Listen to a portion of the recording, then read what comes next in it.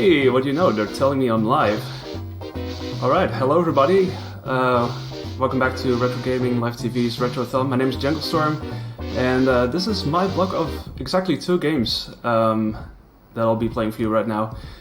And next up we will have, for Samurai, first up we'll have Garfield Caught in the Act, which is actually one of the very first times I'll be playing this on a real Genesis. I literally got it yesterday just to show it off for you all, so how about that? But that's it, I'm gonna reset this and get the show on the road and talk you all through this game. Okay, so time starts pretty much as soon as I press start, so that's in 3, 2, 1, go. Alright, we're off on this wonderful journey.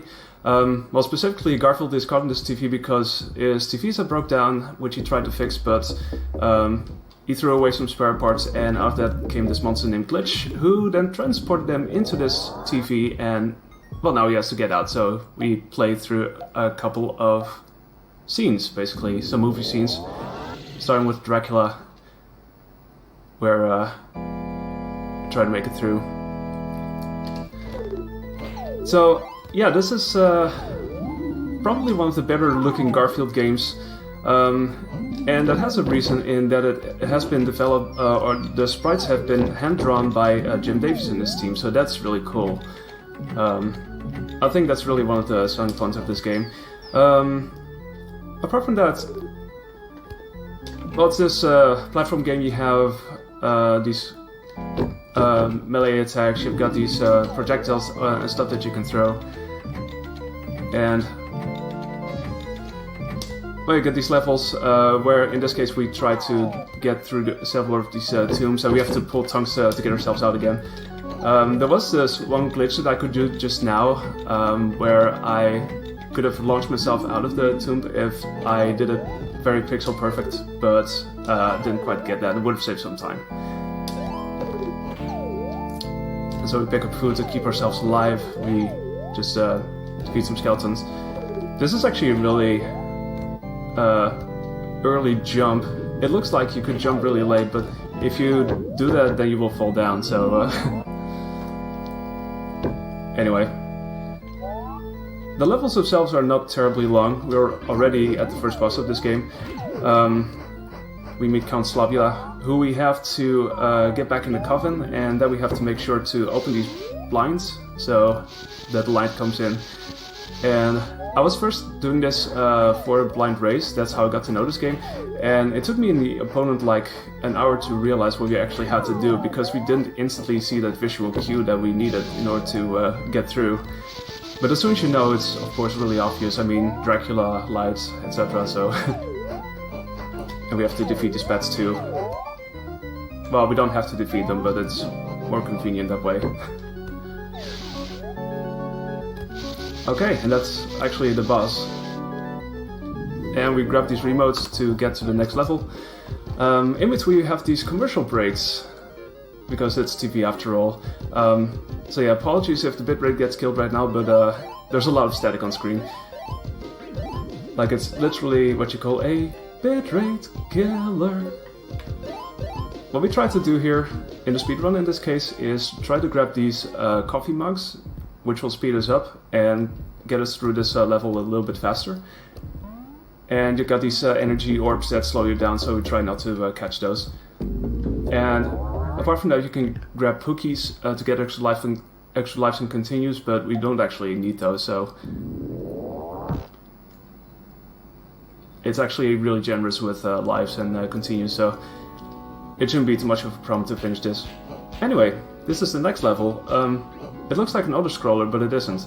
I can actually jump off if I want to, but if I go through the water, I take damage, and this is a pretty lengthy stretch of water, so I might want to stay on here for a while. There's a strat that I'm working on, or that I've been sort of investigating, which allows me to get through the water all the way without dying before I get on shore again. But what I will do here, okay, well, I took a death here, that's fine, I just reached a checkpoint. But what I will do here at some point is I will jump off anyway, and I will make sure to do this damage cancelling thing by jumping up and hitting at the highest point possible. That for some reason, if done well, allows me to keep on walking, which is pretty nice because otherwise I will wind up taking damage to literally everything and I get stunned by literally everything in this game, so that's pretty cool. Okay, next stretch of water we just jump off instantly because it's a really, really short section. See, we're back on land again. These skeletons are trying to be very mad at me, just throwing their heads around. The curse of Garfield Island, yeah.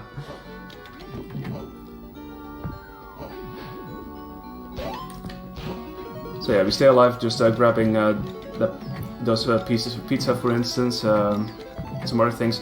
Those pieces of pizza actually basically heal more than the hamburgers do. So if I can grab those, that would be really neat. Although everything helps, I guess. Also, triple turtle jump. You see the same coffee mugs over here. They do grant you a brief moment of invincibility, so that's always a nice thing, I guess. Inspired Garfield scurvy cat? It might be. Okay, we're now in this jungle section, which in the speedrun is very crucial because there are a couple of so-called vine skips that we can do. The first one that you see over here is actually really easily doable. The next one that's coming up real soon is more precise. We have to position ourselves in a certain way so that we can make our way across. And we also have to watch out for, well, projectiles and everything, and some jerk birds that appear. Because if you get hit by anything, you will get struck down pretty badly and you will fall down really fast. Okay, here's the second one. Let's see if I can get that soon enough. Okay, nice. I usually try that twice because after that it doesn't really save time, but it will only waste time. So that was pretty good. And that one needed a more specific setup. So now we head all the way down over here, just sort of getting across these platforms, and if we land in the water or in the swamp, then we do the same thing as before, or try to, where we try to cancel the damage taking animation. Tiny ledge grab, and it's time for another boss fight. Which consists of me throwing 8 skulls or bombs to the skeleton's direction. There we go. That wasn't too bad. And yes, it's a time for another commercial break. So like I said before, I could also pick up those Pookies if they're pretty much in the direction of the coffin box, but otherwise I'm not really gonna bother too much with them. I'm just gonna make my way across and, well, not enough Pookies, but that's fine.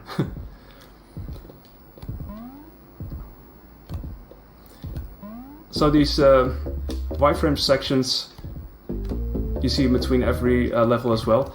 There's a funny thing in that, well, this game was released for multiple systems, including the Game Gear, and for those who've played it on the Game Gear version will know that hitting electricity fields of any kind like that will send you back to a checkpoint.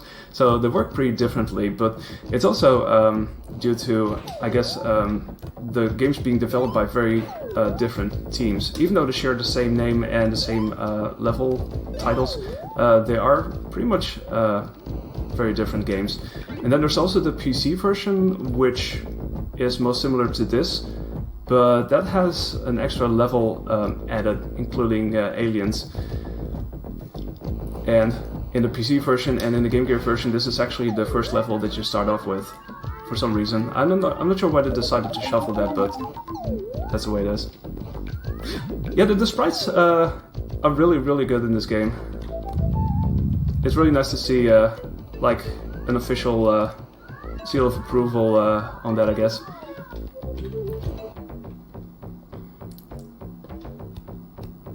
Just gonna jump over here. They seem to suggest that you have to roll this rock over here, but you could just let's grab this and get up there anyway. Okay, now up on this cheese waterfall with broccoli rocks. I'm sure you can make a lot of lasagna out of that. Speaking of which, Garfield is known for lasagna, but there's otherwise not really any instance of lasagna to be found in this game, which is kind of odd, if you'd ask me.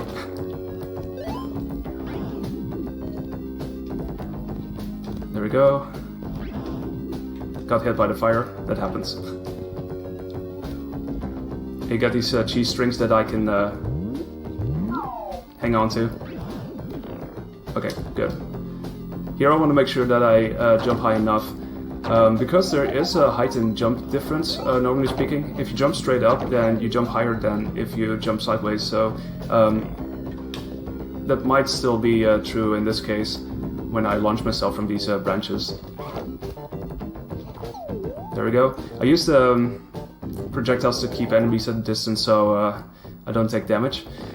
And that brings us to the boss of level 3, which is Odie in, well, it's a dinosaur basically, Dino Odie. And what we have to do here is we have to wait for these rocks to come down and push these rocks over to the seesaw and launch them to towards Odie, so that we do an additional hit using our, well, fish bones basically. And we have to do that a couple of times in order to complete this level. Only problem is possibly it can softlock during this level. Let's hope it doesn't happen, but Dino Odie can jump off screen if it wishes to do so. If that happens, then I have a password thankfully, so I can restart the level and it won't take too much time to get back here, but yeah, it's still, there's a possibility. I've had it happen yesterday in practice, so... Okay. I guess I have to wait this round. Sometimes it doesn't quite align as you want it to. Sometimes the rocks appear a little bit too far away and you can't quite get the setup that you want.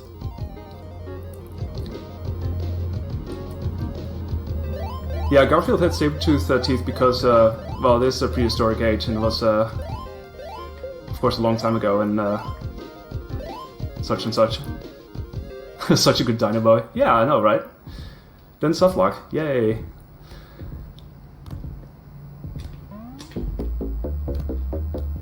Okay, as we come to the next level, I could talk some more about the differences between levels and also a little bit about the development of this game.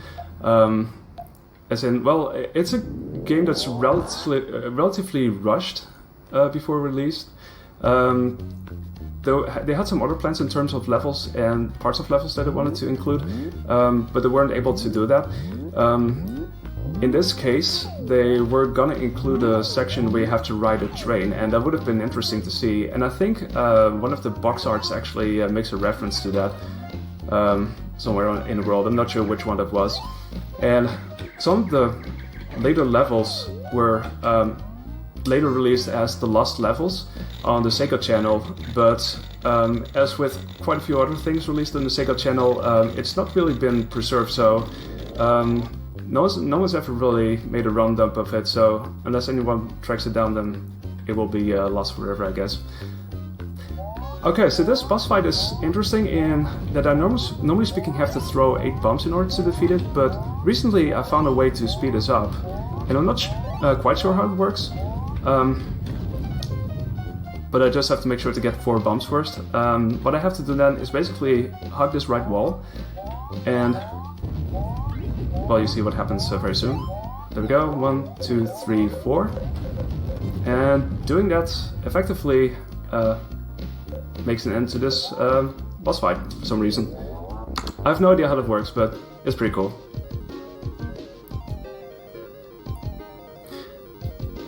There's a difference between the difficulty that I'm currently playing on, which is Kitty difficulty, and normal mode, but most of them are purely cosmetic changes, such as the amount of bombs that you get during that boss fight that you just saw.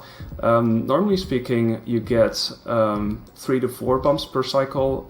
In normal mode, you only get 1 or 2, but I guess with that one glitch that you just saw, it might still be a pretty quick fight.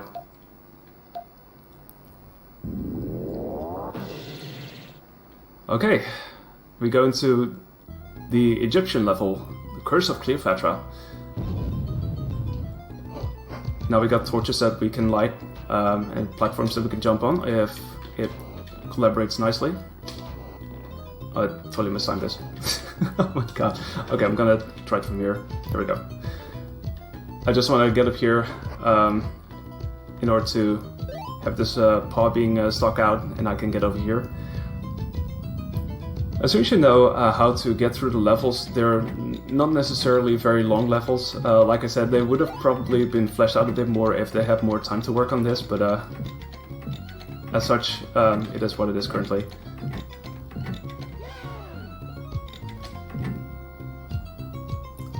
Okay, over here we try to get past these crushers, or rather try to make sure that they won't appear. That's pretty good. Just gonna make a tiny jump over here.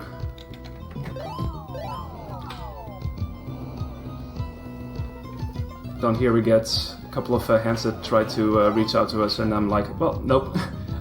I've got business to attend to. So now we get to this boss fight, which has a setup. If done well, I can save 20 seconds on this. I will sort of explain what I'm trying to do here. So I'm first trying to activate both of these paw elevators, which will rise all the way up here. It's a pretty big boss, as you can see.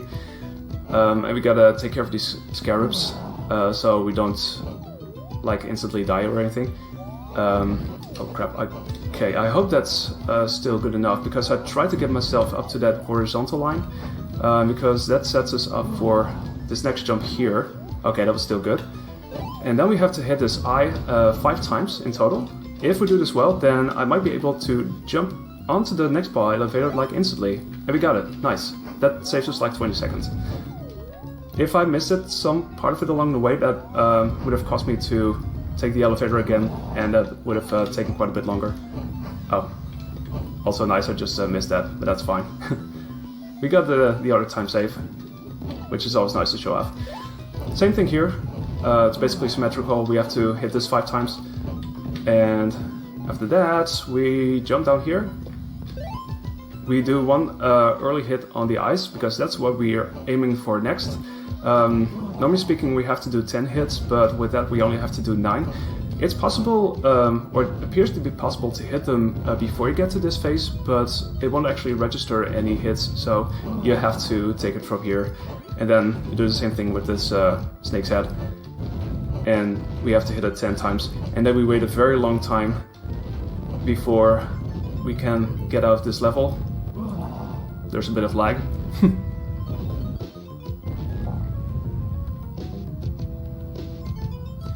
Yeah, it's going pretty good so far. Got a couple of the more difficult to get cycles, which is always nice, which really make the difference in getting a lower 20-minute time, I would say. Anyway, this is the final, commercial break, so once more the bitrate kill. I'm not sure if this is actually more visible on emulator or on console, because I used to play this on an emulator all the time, and I think that, well, the pixels were of course way more defined, and I think the bitrate would have been more obvious, I guess, but it's still a lot of static on screen. I mean, we're behind the TV after all. Okay, it's time to head off and meet a boss, the final boss of this game, Glitch, the one who sent us in this TV. And it's gonna be a fun level. There's gonna be lots of shenanigans involving lasers, and we have to flip these panels that you see here, or mirrors, I guess, in order to send back the lasers that Glitch is trying to send all over the place in order to hopefully reach us, and we instead hope that it bounces back at him. So, here we go. Small jump here so we can get up here. And yeah, Garfield seems really athletic in this game. He's getting a very nice workout throughout this entire adventure. You have to be careful where you stand here, because, like I said before, if you get hit by any of these projectiles, you will get struck down pretty badly if you're jumping in the air. So I'm trying to sort of see where everything is, and hopefully play it safe, if possible. because this is a pretty high level eventually, and you will get knocked down pretty badly at certain points. But yeah, as long as you know that, and in this case we have all the time in the world to just wait it out until the fire gets sent back. Okay, there was a point where I had to watch out. And this is the second to last set of panels that I have to flip. There's one more after this. You can't actually jump beyond that laser line that you see on top. That's like a border that you cannot cross. So in this case we cannot do anything either. But yeah, now we just have to wait until the final hit gets made on glitch, and then we head to the exit, and that's actually the end of the game. So now Garfield just gets to relax for a little bit. It's all a TV show. Okay, one more high jump. And that's it. That's actually a really nice time. 2014, that's a low 20. I'm very happy with that time. And Garfield is back into his comfy chair once again. And he seems to have a very good time with this. So I had a new world record with this yesterday. I did improve my time by all of 2 seconds, so that's pretty cool. I hope to get it down some more. There's still some possibility to get it down to sub 1950, I guess, and yeah, we'll see how that goes. Anyway, that's Garfield. I hope you enjoyed this game. And yeah, if you would like to speedrun this, there's a page on speedrun.com. There's a Discord with people willing to help out and stuff. It's been relatively popular recently, so yeah, be sure to check it out. I'm going to be switching over to my next game, which will be First Samurai for the SNES, so stay tuned, and I'll be back very soon.